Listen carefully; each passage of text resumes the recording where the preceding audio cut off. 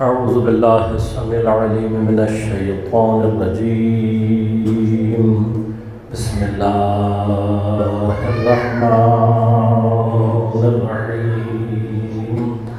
الحمد لله الذي هدانا لهذا وما كنا لنهتدي لولا أن هدانا الله لقد جاءت رسل ربنا بالحق. الصلاة والسلام على رسول المسدد المصطفى الأمجد المحمود الأحمد أبي القاسم محمد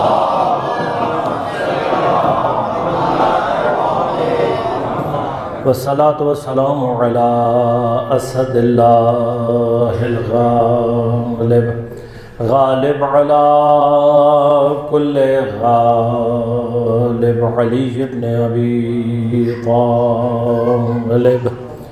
والصلاة والسلام على سيدة المعصومة المظلومة الطاهرة البتول بضعة الرسول فاطمة الزهراء سيدة نساء العالمين.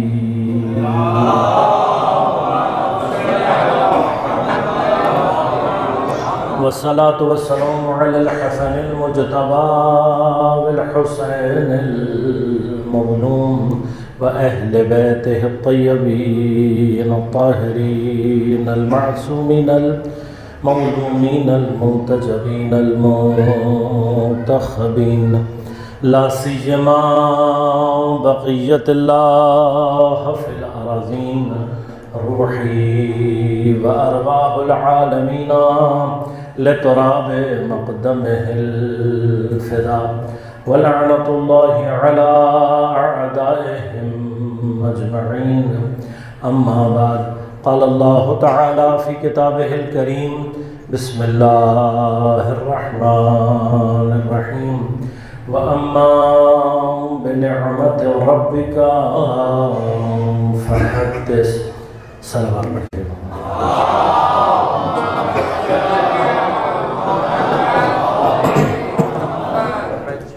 مومنین کرام، سامعین محترم، عزیزان کرام قدر، ایام شہادت مظلومانہ حضرت زہرا سلام اللہ علیہا کے سلسلے میں برپا کی گئی ان 5 روزہ مجالس میں حضرت کے لقب محدثہ کہ جس کو ائمہ نے آپ کے زیارت نامے میں آپ کو اس لقب سے یاد کیا: السلام علیکی ایتھا المحدثہ.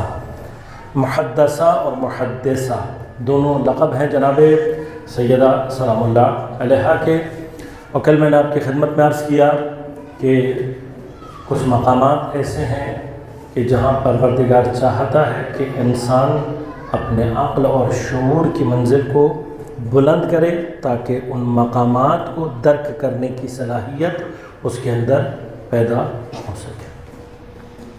ایک مطلب اور عرض کیا تھا، صرف اشارہ کروں گا کیونکہ بعض احباب نے سوال کیا تو ہو سکتا ہے کسی اور کے بھی ذہن میں یہ مطلب بھاگے کہ مکتب اہل بیت اطہار، جب ہم نے کل بات کی کہ حفظ قرآن کے اعتبار سے ہمارے مکتب میں جو روایات ہیں وہ حفظ بمعنی یہ زبانی یاد کرنا، یا جس کو ہمارے ہاں کی اصطلاح میں کہا جاتا ہے رٹا لگانا، ہمارے جو روایات ہیں مکتب تشیع کی ان سے یہ مطلب ثابت اس طریقے سے نہیں ہوتا.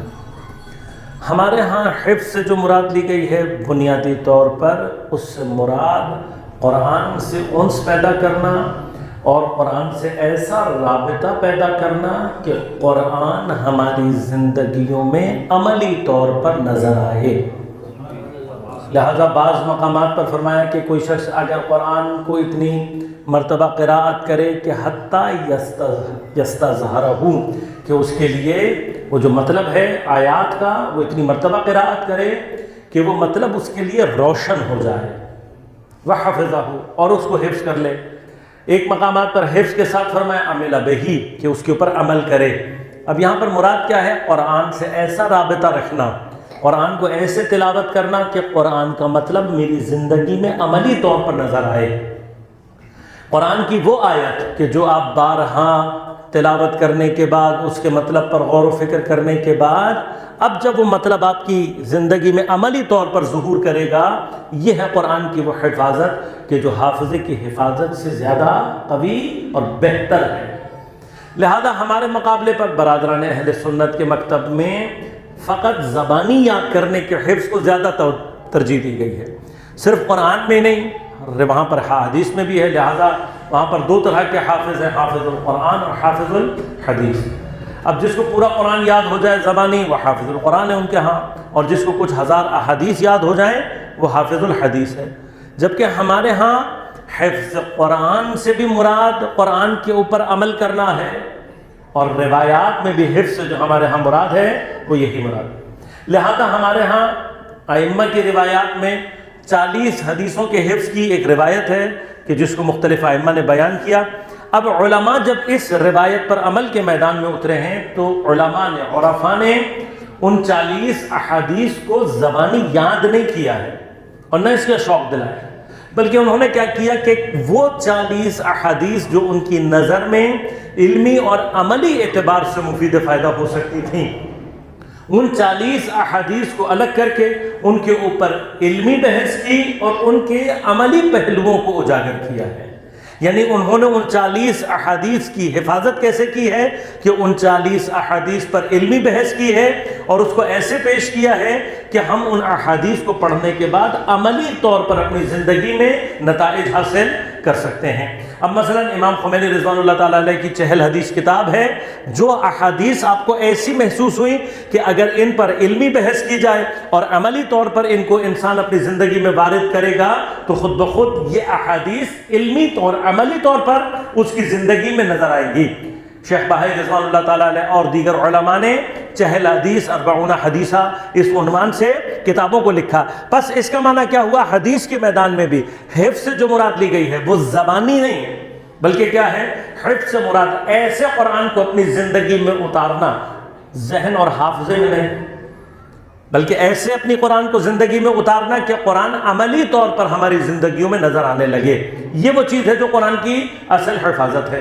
اب یہ مطلب جو کل بیان کیا گیا اس سے مراد اصلا حفاظ کی دل شکنی نہیں ہے، حفاظ کو یا حفظ قرآن کو ڈسکریج کرنا مراد نہیں ہے، نہ مقصد ہے۔ مقصد یہ ہے کہ ہم یہ ڈفرینشیٹ کر کے کم از کم اپنے مومنین کو یہ بتا دیں کہ ہمارے مکتب میں صرف حافظے کی حد تک، صرف زبانی یاد کرنے کی حد تک نہ قرآن کی خاص اہمیت ہے نہ احادیث کی، بلکہ اگر کوئی حیثیت ہے تو کیا ہے؟ اچھی بات ہے کہ انسان حفظ کرے اس نیت سے کہ میں قرآن سے اپنے انس کو بڑھاؤں گا اور حفظ کرنے کے بعد عملی طور پر اپنی زندگی میں قرآن کا استعمال کر کے دکھاؤں گا، یا قرآن کو سمجھنے اور سمجھانے کی نیت سے اگر انسان حفظ کر رہا ہے تو یہ حفظ فائدہ مند ہے۔ لیکن اگر وہ حفظ صرف اس لیے ہے کہ میں قرآن پڑھوں تو صحیح لیکن مجھے خود بھی سمجھ میں نہ آئے تو اب اس کا کیا فائدہ ہو سکتا ہے؟ یہ اگر آپ کی سمجھ میں آ جائے تو مجھے سمجھا دیجیے گا۔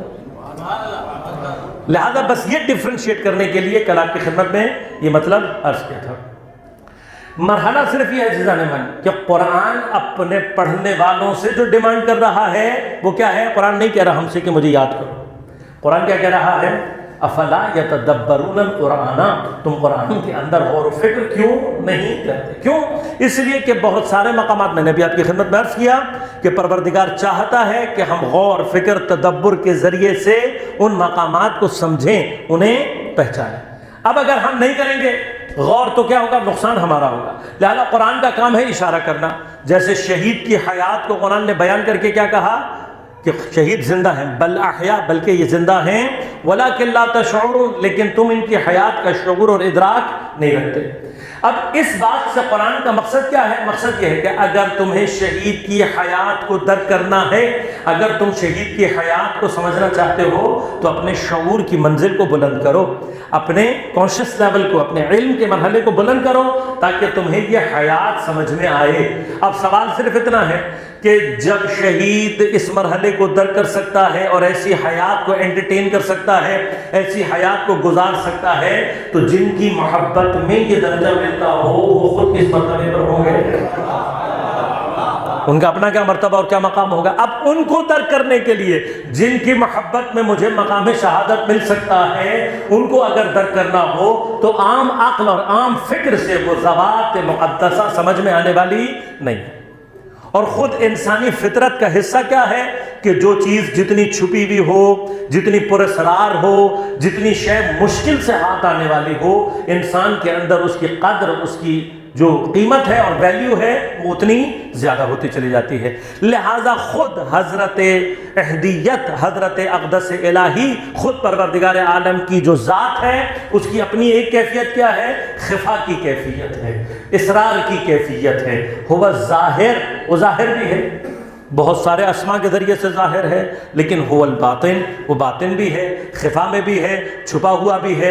بس پروردگار کی ذات کو وہاں تک پہنچنا، اس کا شعور اور ادراک حاصل کرنا آسان کام نہیں ہے، لیکن اس کیفیت کو اس نے بہت سارے ذوات مقدسہ کے ذریعے سے اپنے اسماء کے ظاہر کو بھی رکھا ہے، لیکن کچھ ذوات مقدسہ ایسی ہیں کہ جو ہمیں خدا کے اسرار کی طرف لے کر جانے والی ہیں۔ اب جو ہمیں خدا کے اسرار کی طرف لے کر جانے والی ہے وہ خود اسرار الہیہ میں سے ایک سے ہونا چاہیے۔ اب ان ذوات مقدسہ کے درمیان میں جناب سیدہ سلام اللہ علیہا کی ذات ایک ایسی ذات ہے،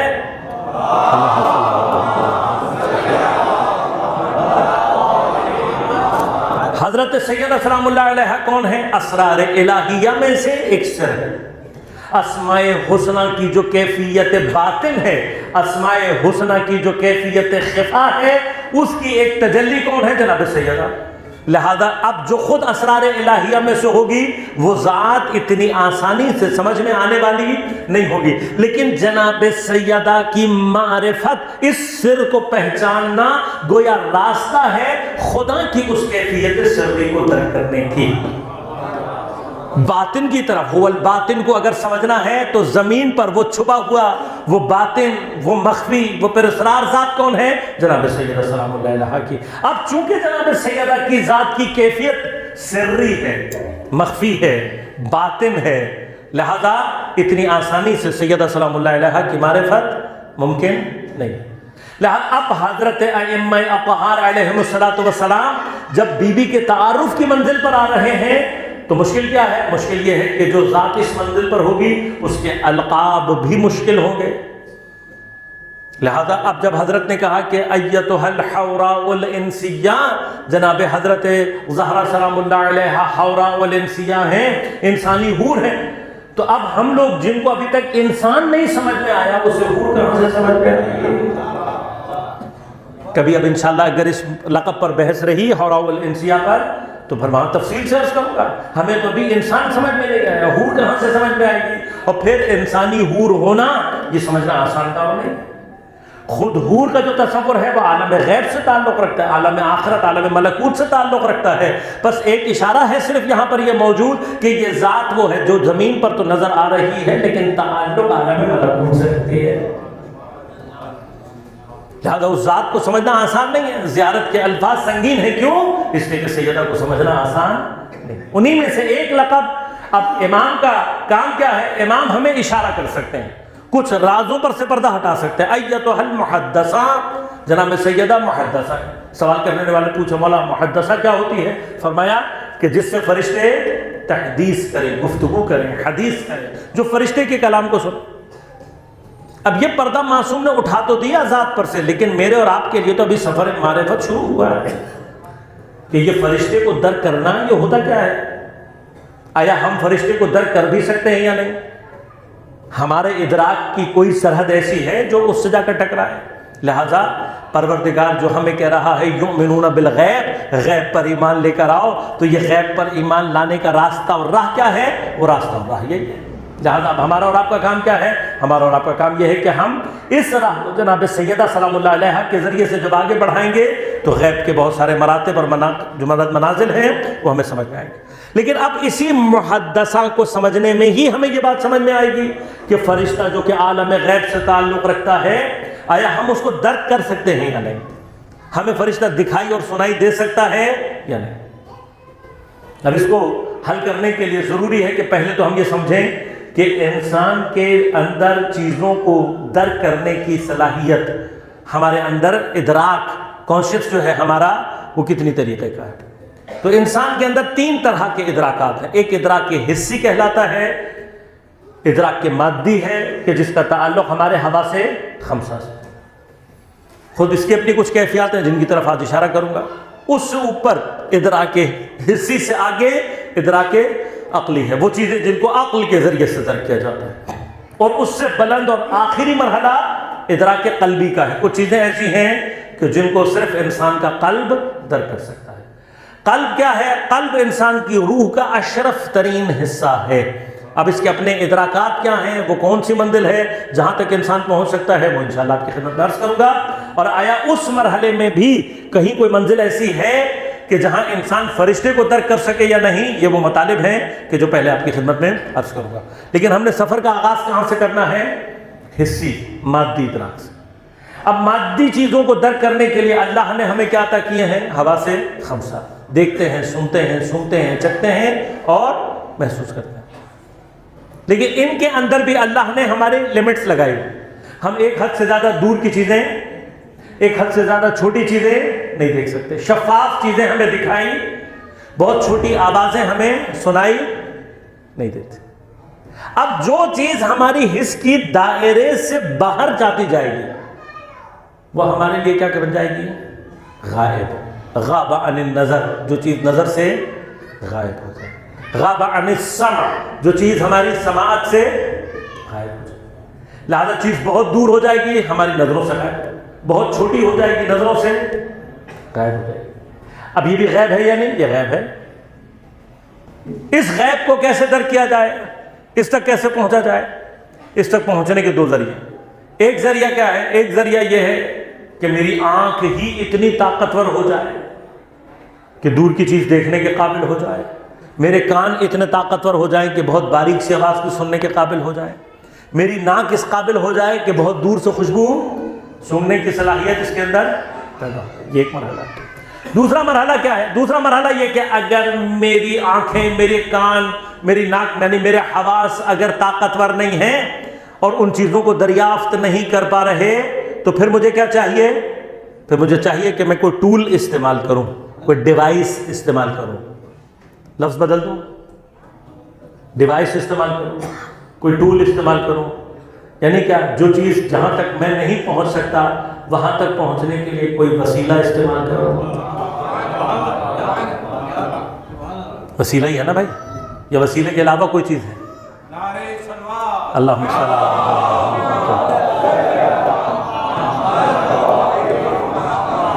اس کا معنی کیا ہوا؟ اس کا معنی یہ ہوا کہ اللہ تعالیٰ مجھے ادراک کی پہلی منزل پر ہی یہ سمجھا رہا ہے کہ یا خود کو بڑھا لو یا خود کو کہیں تک پہنچا دو، اور جہاں تک نہیں پہنچ سکتے وہاں پر پہنچنے کے لیے وسیلہ اختیار کرو. وسیلہ ہے نا. اور اب وسیلے کو جب اختیار کیا تو غور کیجیے گا، جتنا طاقتور وسیلہ میں استعمال کرتا جا رہا ہوں اتنی ہی کائنات کی وسعت میرے سامنے کھلتی چلی جا رہی ہے. پہلے ہم نے یہ سمجھا کہ بھئی یہ جو آسمان پہ ستارے نظر آ رہے ہیں یہی ہے، اس کے علاوہ کچھ نہیں. لیکن جب دوربین بنائی تو پتہ لگا نہیں، کائنات تو بہت بڑی ہے. جب دوربین سے ٹیلیسکوپ تک پہنچے تو پتہ لگا کہ نہیں، بہت زیادہ بڑی ہے. جب ٹیلیسکوپ نے ترقی کی اور ریڈیو ایکٹیو ٹیلیسکوپ بتا دی تو پتہ لگا کہ جتنی ہم سوچ رہے تھے اس سے بھی بہت زیادہ بڑی. پھر یہ ٹیلیسکوپ ہم نے اٹھا کر خلا میں ایک مقام پر لگائی، سائز بھی بڑھا دیا، طاقت بھی بڑھا دی اس کی. اب جب سب کچھ کرنے کے بعد اس کو چلایا تو پتہ لگا کہ ابھی تک جو ہم سوچ رہے تھے کائنات تو اس سے بھی بہت زیادہ. اب جتنا وسیلہ طاقتور ہوتا جا رہا ہے اتنی کائنات کی وسعت. سمجھ میں کیا آ رہا ہے؟ سمجھ میں یہ آ رہا ہے کہ ابھی تو غیب بہت زیادہ، ابھی تو غیب ہی کی سرحدیں سمجھ میں نہیں آ رہی کہ جا کہاں رہی. اچھا، یہ جو کچھ ابھی ہم دریافت کر رہے ہیں کیا یہ واقعاً ان 7 آسمانوں میں سے کوئی ایک آسمان ہے بھی، یا ابھی ہم پہلے آسمان پر بھی نہیں پہنچے ہیں؟ ابھی تو ہمیں یہ بھی نہیں پتا. خدا نے 7 آسمانوں کی بات کی ہے. پہلے تو ہم یہی ستاروں کو آسمان سمجھ رہے تھے، پھر جب اس سے آگے نکلے اب اس سے آگے جا رہے ہیں، اب تو جاتے جا رہے ہیں. آج پتہ لگ رہا ہے کہ جس کو ہم آسمان سمجھ رہے تھے پتہ نہیں وہ آسمان ہے بھی یا نہیں. اور اب یہ پہلے کی بات ہے. خدا نے تو 7 آسمانوں کی بات کی ہے، پھر 7واں کہاں پر ہوگا؟ اچھا 7ویں آسمان تک بھی عالم ملک ہے، عالم مادہ ہے، جو ابھی پہلے آسمان تک نہیں پہنچا اس کے لیے 7واں آسمان کس منزل پر ہوگا؟ پھر یہ عالم ملک ہے، ابھی عالم ملکوت کی داستان اس سے الگ ہے۔ تو ابھی تک تو ہم پہنچے، ہم تو ابھی تو مادے میں ہی پھنسے ہوئے، ہمیں وہی نہیں سمجھ میں آ رہا۔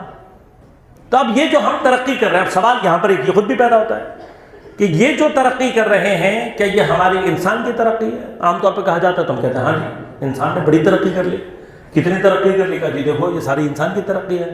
سوال یہ پیدا ہوتا ہے کہ یہ ذات انسان کی ترقی تو نہیں ہے، یہ ترقی تو مادے کی ترقی ہے، یہ مادہ ترقی کر رہا ہے نا، ہم تو صرف اس ترقی سے فائدہ اٹھا رہے ہیں، ہم اس ترقی کو اپنے لیے استعمال کر رہے ہیں۔ انسان کی ترقی کب ترقی کہلائے گی؟ جب انسانی ذات میں کوئی چیز ڈیولپ ہو، یعنی کیا؟ مثلا میری آنکھ کسی قابل ہو جائے، میرا کان کسی قابل ہو جائے۔ مثلا حضرت آدم کے دور میں لوگوں کو جتنا نظر آتا تھا مجھے اس سے زیادہ نظر آنے لگے، ان کو جتنا سنائی دینے لگتا تھا اس سے زیادہ سنائی دے، ان کو جو سنگھائی دیتا تھا مجھے اس سے زیادہ۔ تو یہ ترقی ہوگی نا، میں کسی وسیلے کے بغیر کوئی کام کروں، میں کروں، اپنی ذات سے انجام دوں، تب ترقی کہلائے گی نا۔ یہ جو ابھی ترقی ہو رہی ہے اسی لیے یاد رکھیے گا، سائنس علم ہے جو متعلق ہے مادے سے۔ سائنس جتنی ترقی کرے گا اس کا نتیجہ مادے میں ترقی کی صورت میں ضرور کرے گا، انسان میں ترقی نہیں ہو سکتی۔ یہ انسان کی ترقی تو نہیں ہے نا بھائی۔ پہلے ہم اس قابل ہوئے کہ ہم خود سفر کرتے تھے، جب ہم نے جانور کو مسخر کر لیا ہم تیز سفر کرنے لگے۔ پھر جب ہم نے مثلا پہیے بنا کر مشین بنا لی، موٹر بنا لی تو ہم اور تیز سفر کرنے لگے۔ پھر ہم نے اور تیز مشینیں بنا لی، آخر میں ہم نے جیٹ طیارہ بنا لیا، تیز ترین رفتار سے چلنے والا جیٹ طیارہ ہے۔ سوال یہ پیدا ہوتا ہے کہ تیز کون چل رہا ہے؟ میں یا طیارہ؟ کون تیز چل رہا ہے؟ ہم تو بس بیٹھ رہے ہیں نا، تیز کون چل رہا ہے؟ طیارہ۔ بھئی ترقی تو اس وقت ہوگی جب میں کسی وسیلے کے بغیر تیز چلا سکوں کسی چیز کو، تب ترقی ہوگی نا۔ انسان کب ترقی کرے گا؟ انسان جب خود یہ کام کر سکے۔ لہذا آج اگر ہم تیز ترین چیز چلنے والی فرض کریں کہ جی F-16 ہو سکتا ہے کوئی اور چیز ہو جو اس سے زیادہ تیز چلتی ہو، میرے علم میں نہیں ہے ابھی، ہو سکتا ہے چین نے کوئی ٹرین ایسی بنا لی ہو جو F-16 سے تیز چلتی ہو، شاید اگر آپ کے علم میں تو مجھے بتا دیں، میرے علم میں ابھی تک F-16 ہی ہے۔ لیکن اگر فرض کریں کہ F-16 تیز ترین جیٹ ہے تو میں آپ سے کہوں بھائی کوئی چیز اگر ہزاروں میل سے کہیں پہنچانی ہو تو F-16 میں کتنی دیر لگے گی؟ آپ کہیں گے مولانا کچھ منٹ تو لگیں گے۔ تو مادہ ترقی کر کے کہاں پہنچا ہے؟ اس جگہ پہ کہ ہزاروں میل تک کوئی چیز اگر پہنچانی ہو کچھ منٹوں میں آپ اس کے ذریعے سے پہنچا سکتے ہیں۔ یہ مادے نے ترقی کی، ہم نے کیا ترقی کی؟ زیادہ غور کیجیے گا۔ میں نے کیا کیا؟ عرض کیا کہ انسان ترقی اس وقت کرے گا جب اس کی ذات کے اندر یہ کمال پیدا ہو۔ لہذا اب قرآن نے ہمیں کچھ ایسے انسانوں کی طرف متوجہ کیا ہے کہ جو قرآن کی نظر میں ترقی یافتہ انسان ہے۔ لہذا اب ترقی یافتہ انسان ہوگا تو اس کی ناک ترقی یافتہ ہوگی۔ جب انسان کی ناک ترقی یافتہ ہو جائے تو کیا ہوتا ہے؟ ابھی دیکھیے انسان نے ڈیوائس بنا دی، آپ تصویر 7 سمندر پار سے سیکنڈوں میں بلا لیں گے، آپ آواز کئی 7 سمندر پار سیکنڈوں میں بلا لیں گے، خوشبو منگا سکتے ہیں؟ ہے کوئی ڈیوائس آپ کے پاس؟ کوئی موبائل، کوئی ایسی ٹیکنالوجی، کوئی ایسی چیز؟ آواز بھی منگا لی، تصویر بھی منگا لی، منگا سکتے ہیں؟ کر سکتے ہیں کہ خوشبو آ جائے؟ کوئی خوشبو آ سکتی ہے؟ نہیں آ سکتی۔ بس ابھی ہم اس مرحلے میں داخل نہیں ہوئے، لیکن قرآن کیا بتا رہے ہیں؟ کہہ رہے جب انسان ترقی یافتہ ہو جاتا ہے تو اس کی اپنی ناک کتنی ترقی یافتہ ہو جاتی ہے؟ ابھی مصر سے قمیص چلی نہیں ہے، ابھی مصر سے قمیص چلی نہیں ہے، کنعان میں بیٹھے ہوئے یعقوب کو خوشبو آنا۔ اب جس نے ترقی کی ہوئی تھی اس کو تو خوشبو آ رہی تھی، اور جنہوں نے ترقی نہیں کی تھی وہ کیا کہہ رہے تھے؟ کہہ رہے تھے یہ دیوانہ ہے، یوسف کو مرے ہوئے تو زمانہ ہو گیا۔ جب قمیص پہنچی تو پتہ لگا کہ دیوانہ کون ہے اور عاقل کون ہے۔ لہذا اب جہاں کان ترقی کرے گا وہاں پر کیا ہوگا؟ انسان کو 1400 سال کے بعد پتہ لگا کہ چونٹیاں باتیں کرتی ہیں باقاعدہ، یا پتہ لگا ہے انسان کو، اور 1400 سال پہلے اللہ نے بتایا، اور اس سے پرانی بات ہے کئی ہزار سال پہلے کی، کہ جناب سلیمان کے جو ایک ترقی یافتہ ہستی ہیں ان کا کان ہے جو کہ چونٹی کی آواز کو سن رہا ہے۔ انسان ترقی کرے تو اس کی آنکھ اس منزل پر پہنچ جاتی ہے۔ حضرت ابراہیم سے اللہ کہہ رہا ہے زمین پر کھڑے ہو کر آسمان کی طرف نگاہ کرو، میں آسمانوں کے پردے بھی ہٹا دوں گا۔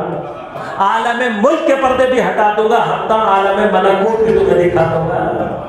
یہ انسان ہے جو ترقی کر رہا ہے۔ لہذا اب غور کیجئے گا، حضرت سلیمان خود بھی کچھ کام انجام دے سکتے ہیں، لیکن یہی پیغام پہنچانے کے لیے اپنے وسیع کو استعمال کر رہے ہیں۔ اس سے کہہ رہے ہیں کون ہے جو میرے لیے تخت لے کر آئے گا؟ تو اب وسیع دیکھیں، اب غور کیجئے گا، یہ جو طاقت جناب آصف بن برخیہ استعمال کر رہے ہیں، یہ کوئی فزکس کا فارمولا نہیں ہے، نہ یہ کوئی اور فارمولا کسی اور چیز کا ہے، نہ کوئی ٹول استعمال کر رہے ہیں، نہ کوئی وسیلہ استعمال کر رہے ہیں، یہ انسان کی ترقی کا مرحلہ ہے۔ کہا آپ کی آنکھ جھپکے گی نہیں، تخت موجود ہوگا، اور ابھی آنکھ جھپکی نہیں تھی، تخت موجود ہو گیا۔ اب سوال یہ پیدا ہوتا ہے، حضرت نے کوئی جیٹ استعمال کیا، حضرت نے کوئی مشین استعمال کی؟ نہیں، کوئی وسیلہ نہیں، بس بغیر وسیلے کے ہزاروں میل دور سے جو تخت بلقیس کو پلک جھپکنے میں بلا رہا ہے، یہ انسان ترقی یافتہ ہے۔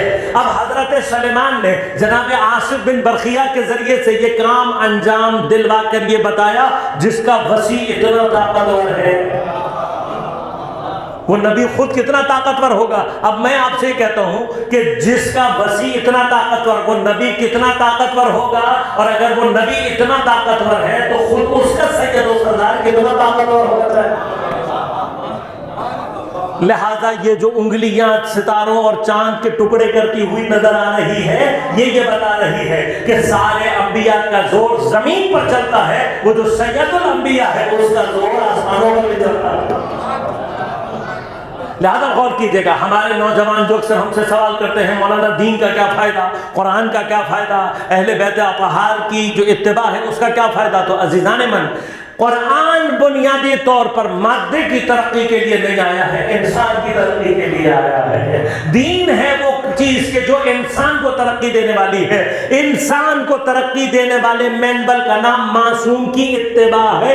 اب اگر تم معصوم کی اتباع کرو گے تو معصوم تمہیں ترقی کے اور کمال کے کس مرحلے تک پہنچا سکتا ہے؟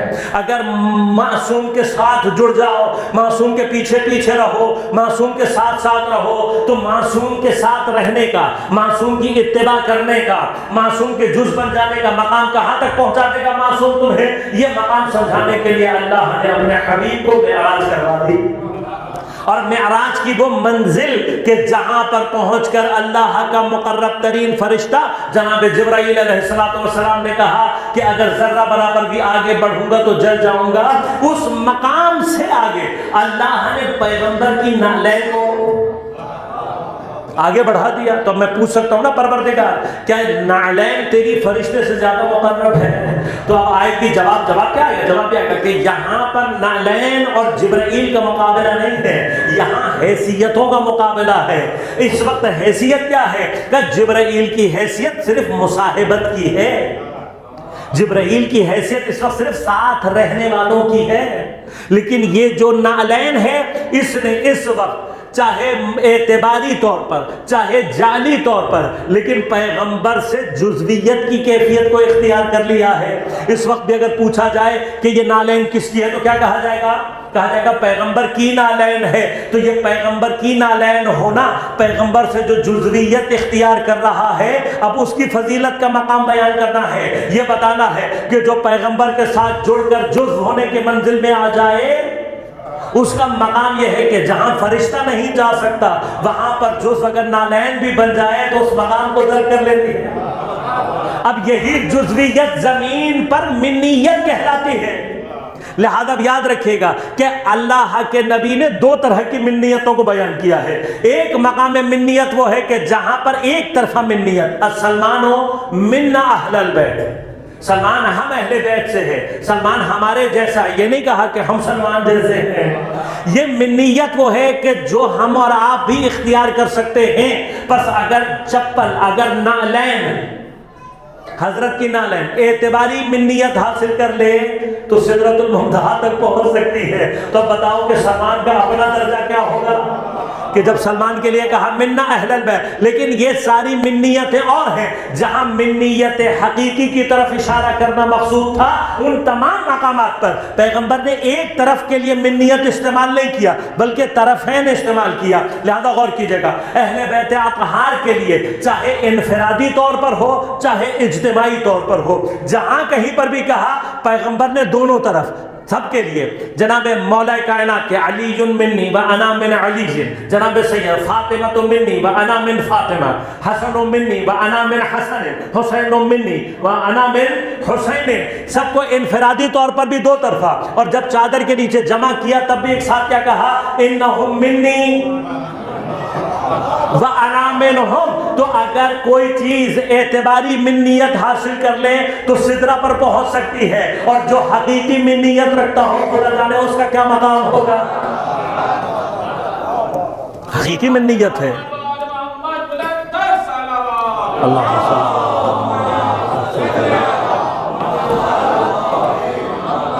لہذا اب ہمیں اور آپ کو سمجھنے کی ضرورت ہے، اللہ تبارک و تعالیٰ یعنی کیا، اگر آپ ان سے جڑ جائیں، ان سے اس مقام منیت تک پہنچ جائیں تو اہل بیت ہیں جو ہمیں ترقی دینے والے ہیں، انسانی وجود کو ترقی یافتہ بناتے ہیں۔ لیکن مرحلہ کیا، مرحلہ یہ ہے، اس کے باوجود بھی اللہ ہمیں کیا سمجھا رہا ہے، اللہ تعالیٰ ہمیں سمجھا رہا ہے کہ تمہاری حیثیت کیا ہے۔ اب یہ وہ چیزیں ہیں جو میں اور آپ ڈائریکٹلی درک کر سکتے ہیں، ہمارے اندر صلاحیت ہے، لیکن اسی ادراک مادی، ادراک حسی کے مرحلے میں ہی کچھ چیزیں ایسی ہیں کہ جن کی صلاحیت اللہ نے ہمارے اندر رکھی ہی نہیں۔ یہ مت سمجھیے گا، یہ ہمارے آج کل کے بچے سمجھتے ہیں انسان نے بڑی ترقی کر لیا۔ ہم نے جو بھی ترقی کی ہے اللہ کی بنائی ہوئی چیزوں کو دیکھ کر ترقی کی، یعنی چیزیں موجود تھیں، اللہ نے رکھی ہوئی تھیں، ہم نے اس کو استعمال کیا، ہاں البتہ اس کو بعد میں ہم نے ترقی دے کر مختلف شکلوں میں استعمال کرنا شروع کر دیا۔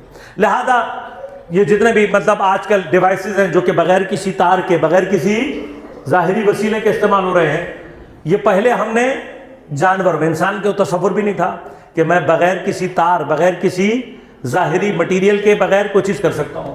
سب سے پہلے انسان نے چمگادڑ پر جب ریسرچ کی تو اس سے پتہ لگا کہ آواز کے ذریعے بھی فاصلوں کو ناپا جا سکتا ہے، ریڈار بنایا، ریڈار نے ترقی کی کرتے کرتے آج یہ وائی فائی، ٹیلی فون، یہ سارا کچھ آپ دیکھ رہے ہیں، جتنے بھی ریڈیو ہمارے ویوز پہ چلنے والے ڈیوائسز ہیں، یہ ایسا نہیں ہے کہ یہ پہلے سے موجود نہیں تھے، اللہ نے یہ سسٹم ہم سے پہلے حیوانات کے اندر رکھا ہوا تھا۔ لہذا جی پی ایس کا سسٹم کہ جس کے ذریعے سے آج کل آپ لوکیشن فائنڈ کرتے ہیں، کہیں پہ بھی آپ کو جانا ہو لوکیشن لگاؤ جی پی ایس اور آپ کی لوکیشن وہ آپ کو بتا دے گا۔ ہم سے پہلے اللہ تبارک و تعالیٰ نے حیوانات کو یہ سسٹم دیا ہوا ہے۔ یہ سسٹم چونٹیوں میں بھی موجود ہے، یہ سسٹم مکھیوں میں بھی موجود ہے، یہ سسٹم اور بھی حیوانات کے اندر موجود ہے۔ لہذا جن حیوانات کو اللہ نے یہ سسٹم دیا ہے وہ اپنے گھر کا راستہ کبھی نہیں بھولتے۔ حیوان گھر کا راستہ نہ بھولے اور کائنات کا نبی گھر کا راستہ بھولے، ہو سکتا ہے؟ اصل جمیع کمالات کا حامل ہے پیغمبر، جب پیغمبر کو اپنے جیسا سمجھنے لگو گے تو پھر ایسے ہی نکلے گا۔ لہذا ہمارے اندر اللہ نے نہیں رکھا، ہم نے مکھی مکڑی انہی چیزوں سے دیکھ کر جی پی ایس سسٹم بنایا، آج ہمارے سارے ڈیوائسز انہی چیزوں پہ چل رہے ہیں۔ میں زیادہ تفصیل میں لے جاؤں گا، لیکن مسئلہ کیا ہے، مسئلہ یہ ہے کہ آپ غور کیجئے گا، جن چیزوں کو ہمارے اندر اللہ نے صلاحیت ہی نہیں رکھی، دیکھیے وہاں تو مسئلہ یہ ہے کہ جو چیز آپ نہیں دیکھ سکتے، آنکھ مضبوط ہو جائے گی تو دیکھ لیں گے، جو چیز سن نہیں سکتے اگر کان مضبوط ہو جائے تو سن لیں گے، لیکن جس چیز کی صلاحیت ہی نہیں رکھی ہے، ہم نہیں رکھی نا صلاحیت، تو کیا کریں؟ بس ادراک حسی کے مرحلے پر ہی اللہ بتا رہا ہے میں تمہیں یہ صلاحیت دے سکتا تھا لیکن نہیں دی میں نے۔ اب جب نہیں دی تو میں کیا کروں؟ اب جب نہیں دی تو اس جگہ پر میں 100% محتاج ہوں وسیلے کا۔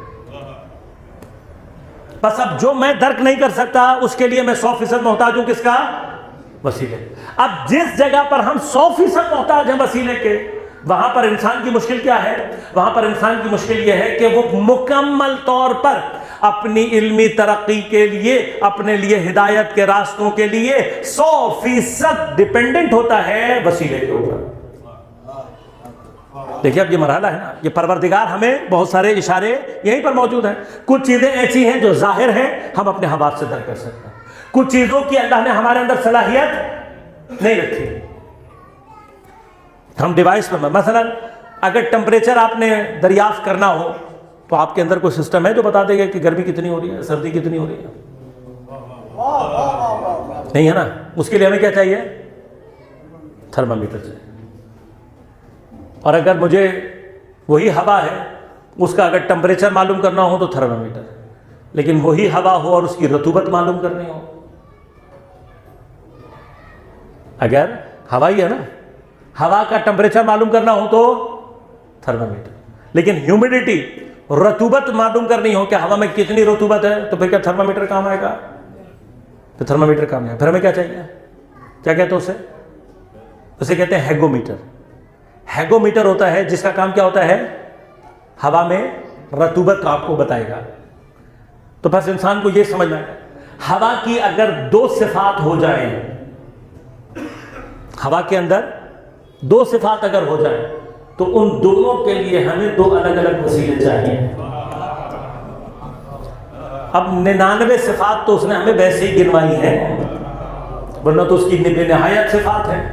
تو جس کی بے نہایت صفات ہوگی، یہ تو اس نے لطف کیا ہے کہ اس نے اپنی تمام صفات کو جاننے کے لیے صرف 14 وسیلے بھیجے ہیں. لیکن اب غور کیجئے گا، انسان اب ہیگومیٹر مجھے تو نہیں پتا کیسے کام کرتا ہے، لیکن کم از کم اگر نام پتہ لگ گیا تو یہ تو پتہ لگ گیا نا کہ ہیگومیٹر سے رطوبت. بس یاد رکھیے گا، یہ جو مختلف اسماء ہیں، بعض اوقات ان کا جان لینا بھی معرفت کی کوئی نہ کوئی منزل انسان کے لیے واضح کر دیتا ہے. لہذا غور کیجئے گا، خود اہل بیت اطہار کی ذوات مقدسہ بالکل ایسے ہی ہیں. کچھ صفات الہیہ ایسی ہیں کہ جو صرف نام کی معرفت کے ساتھ خود بخود آپ کی سمجھ میں آنے لگتی ہیں.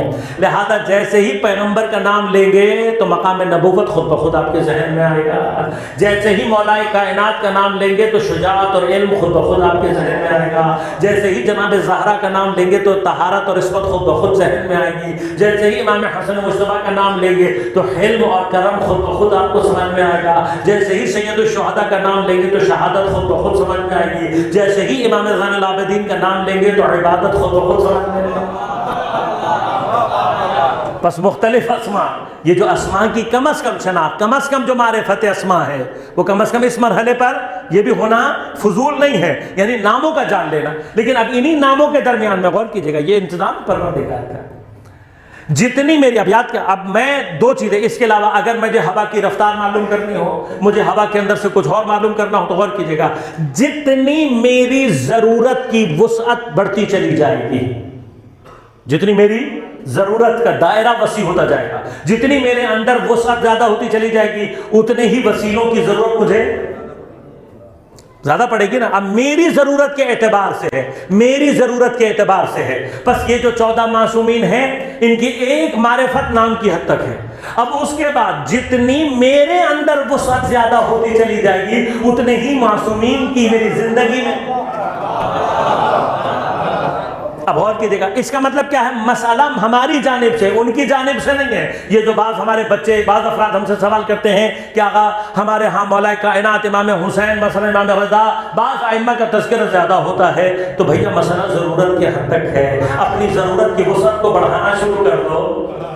اب یہی ہوتا نا، دیکھیں اب جو ظاہری چیزیں ہیں، جو مبتلا بے چیزیں ہیں، ان کے لیے جو مسائل ہمیں جو ٹولز چاہیے وہ ظاہری ہیں. لیکن جہاں پر مرحلہ خفا کا شروع ہو جائے، وہاں پر کچھ ذوات مقدسہ ایسی بھی ہونی چاہیے کہ جو ظاہری طور پر خفا میں ہو. لہذا امام رضا کے بعد سے جو ائمہ کی ذوات مقدسہ کے اندر خفا کی منزل نظر آتی ہے، اب اس کا تعلق یہ ہے، میں جتنا ظاہر سے باطن کی طرف سفر کرتا چلا جاؤں گا اور جتنی میرے اندر ضرورت بڑھتی چلی جائے گی، اتنی ہی معصوم کی ضرورت خود بخود میری زندگی میں بڑھتی چلی جائے گی. بس ایک مقام خود بخود ایسا آئے گا کہ جہاں پر امام محمد تقی مجھے اسی طرح سے ضرورت ہوگی جیسے مولا کائنات کی ضرورت ہے.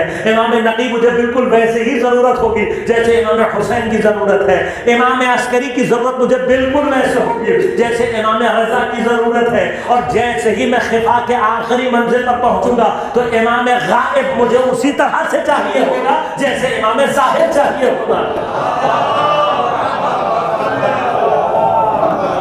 لہذا اگر یہ مرحلہ ہمیں سمجھ میں آ جائے، اس ظرافت کو ہم درک کر لیں اور زمانے کے امام کی ضرورت میرے اندر اتنی شدید ہو جائے تو ہم اس مقام کو درک کر سکتے ہیں کہ جس کے لیے امام نے فرمایا الانتظار هو الفرج، انتظار ہی فرج ہے. اب یہ کس کے لیے ہے؟ یہ اس کے لیے ہے کہ جس کے لیے امام کی ضرورت اتنی زیادہ ہو جائے کہ وہ اپنی زندگی کے ہر پہلو میں امام کی ضرورت کو محسوس کر رہا ہو، تو انتظار اس کو خود اس منزل پر پہنچا دے گا کہ اس کے لیے انتظار ختم ہو کر فلج کی منزل حاصل ہو جائے گی۔ ضرورت کیا؟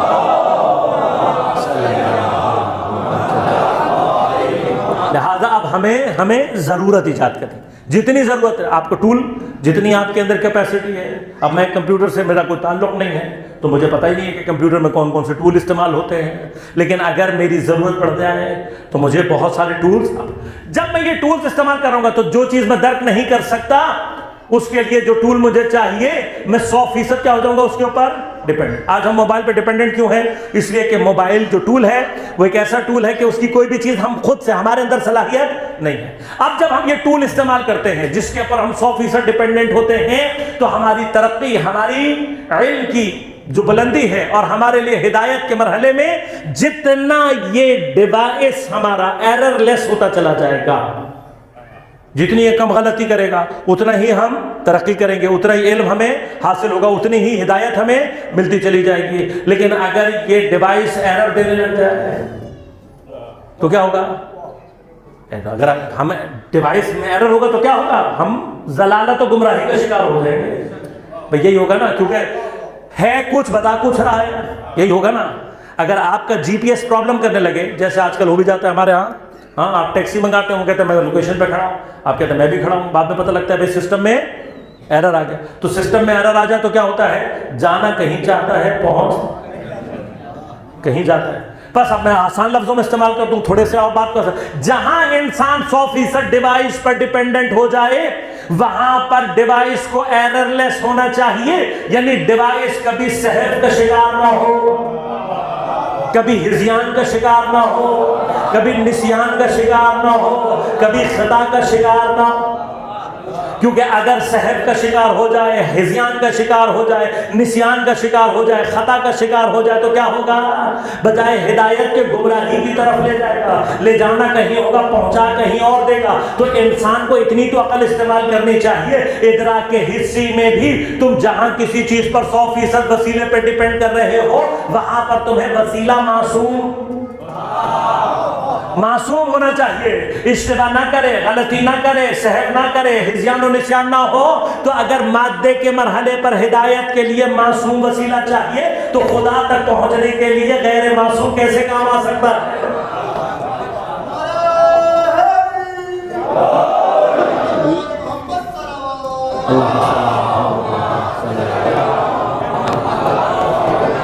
اور اگر وہاں پر کہیں ایسا ڈیوائس استعمال کر لیا، اگر خدا تک پہنچنے کے لیے غیر معصوم وسیلہ اختیار کر لیا تو کیا ہوگا؟ جانا خدا کے پاس جاتے ہوگے، پہنچ کہیں اور جاؤ۔ لہذا یہ مرحلہ ادراک حسی کا، جہاں پر انسان کو اگر وہ ڈیپینڈنٹ ہے کسی ڈیوائس پر، تو اسی لیے پروردگار نے معصومین کا سلسلہ جاری کیا۔ میں نے اس کے جتنی ہماری ضرورت کی کیفیت بڑھتی چلی جائے گی اتنی معصوم کی ضرورت خود بخود ہماری زندگی میں شدید ہوتی چلی جاتی ہے۔ جتنا ہم خدا کے اسماء باطن، اسماء سری کی ضرورت کو اپنی زندگی میں پیش دیکھیں گے اتنی ضرورت جناب سیدہ کی ہماری زندگی میں خود بخود بڑھتی جائے گی۔ اور یاد رکھیے گا، اگر غیبت امام زمان علیہ الصلوۃ والسلام اسرار الہیہ میں سے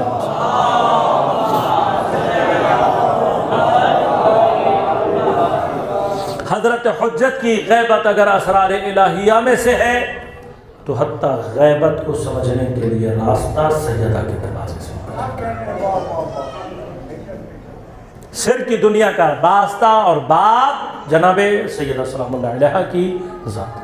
لہذا قصیدہ خوان قرآن، قصیدہ خوان جس کا پیغمبر اور انبیاء اور ائمہ رہے، اتنی عزت اور اکرام پیغمبر نے کر کے دکھایا، لیکن اس کے باوجود امت نے جو سلوک کیا جناب سیدہ سلام اللہ علیہ۔ لہذا پیغمبر اپنی جگہ پر تاکید کرتے رہے، جناب خدیجہ الکبریٰ سلام اللہ علیہ اپنی وفات، اپنی زندگی کے آخری مراحل میں ہے اور پیغمبر کو وصیت فرما دی دو وصیتیں، ایک کہا مجھے قبر کی منزل اور تنہائی سے خوف آتا ہے، چاہتی ہوں کہ پیغمبر اپنی ابا مجھے دے دیں۔ دوسری خواہش جو پیغمبر سے مستقیماً کی ہے، پیغمبر کو بلا کر صرف ایک بات کی، کیا کہا کہ یا رسول اللہ میرے بعد میری زہرا کا خیال رکھیے۔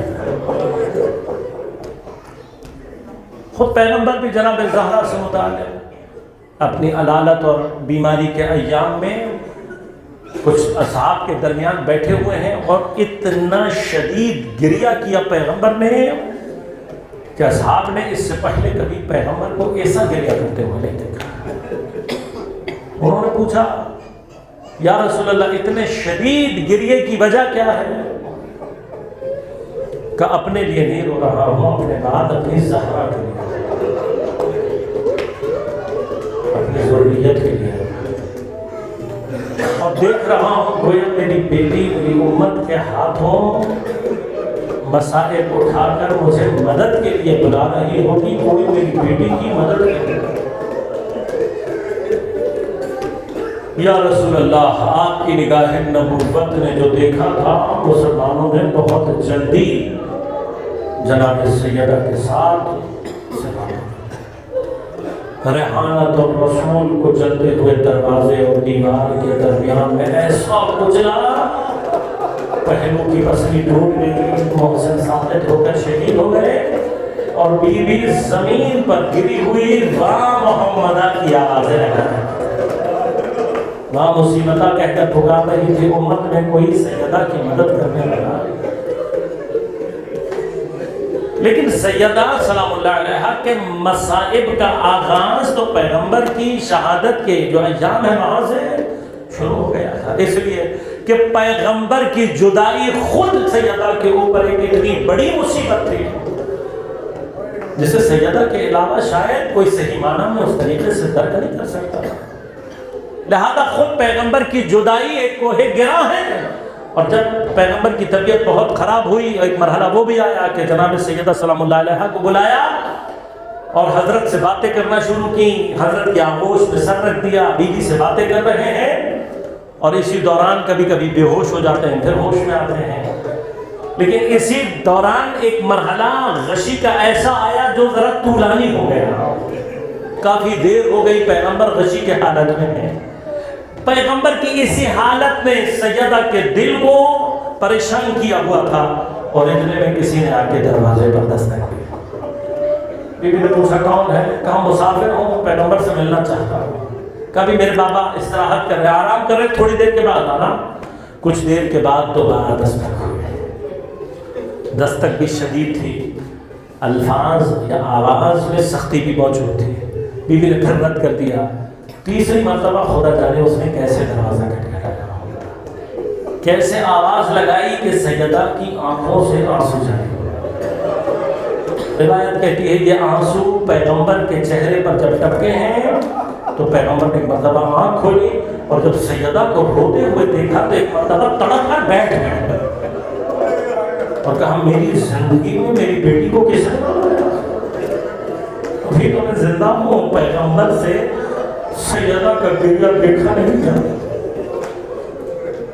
میری بیٹی کو کس نے بلایا؟ بابا دروازے پر کوئی آ رہا ہے اور بار بار پوچھ رہا ہے، بابا میں نے کئی مرتبہ عرض کیا ہے، دوبارہ آ جاتا ہے، کہ سیدہ آپ نے پہچانا نہیں، یہ دروازے پر آنے والا وہ ہے جو کسی سے اذن طلب نہیں کرتا، کسی سے اجازت نہیں لیتا، سیدہ آپ کے احترام کی خاطر دروازے پر کھڑا ہے، آپ کے احترام کی خاطر جب تک آپ اجازت نہیں دیں گی یہ اندر داخل نہیں ہوگا۔